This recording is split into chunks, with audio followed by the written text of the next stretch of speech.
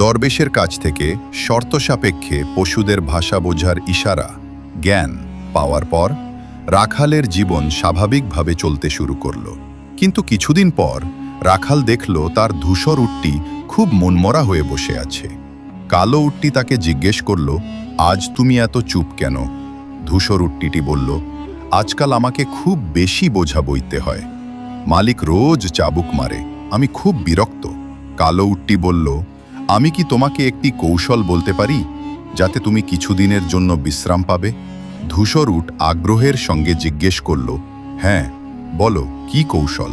কালো উটটি বলল, কাল যখন মালিক তোমাকে নিতে আসবে তুমি চোখ বন্ধ করে বসে থেকো। সে যতই মারুক বা বকুক তুমি উঠবে না।